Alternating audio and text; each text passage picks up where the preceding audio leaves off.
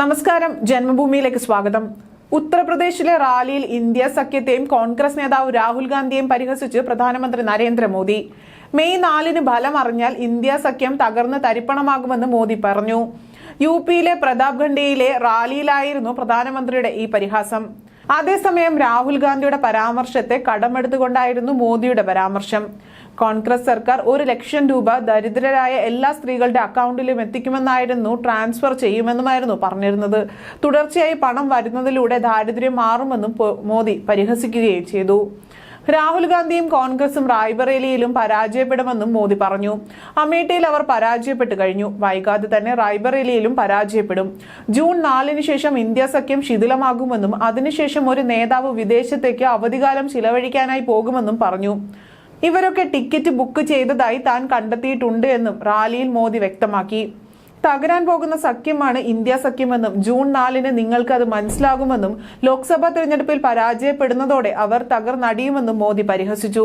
കോൺഗ്രസ് സമാജ്വാദി പാർട്ടിയും കുടുംബാധിപത്യ പാർട്ടിയാണെന്നും എസ്-പിയിലെയും കോൺഗ്രസിലെയും രാജകുമാരന്മാർക്ക് രാജ്യത്തിന്റെ വികസനം കുട്ടിക്കളിയാണെന്നും കൊട്ടാരത്തിൽ വളർന്ന ഇവർക്ക് കഠിനാധ്വാനത്തെക്കുറിച്ച് അറിയില്ല എന്നും വായിൽ വെള്ളക്കരണ്ടിയുമായി ജനിച്ചവർക്ക് ഒരിക്കലും രാജ്യത്തെ ഭരിക്കാനാവില്ല എന്നും മോദി പറഞ്ഞു. ജൂൺ 4 ഉറപ്പായും മോദി സർക്കാർ വീണ്ടും അധികാരത്തിലെത്തുമെന്നും പ്രധാനമന്ത്രി പറഞ്ഞു. 2014 മുൻപ് രാജ്യത്തിന്റെ അവസ്ഥ പരിതാപകരമായിരുന്നു. ഇന്ന് ഇന്ത്യ G20 പോലുള്ള വലിയ ഇവന്റുകൾ നടത്തി വിജയം നേടുന്നു. അതിലൂടെ അഭിമാനം ഉയർത്തുന്നു.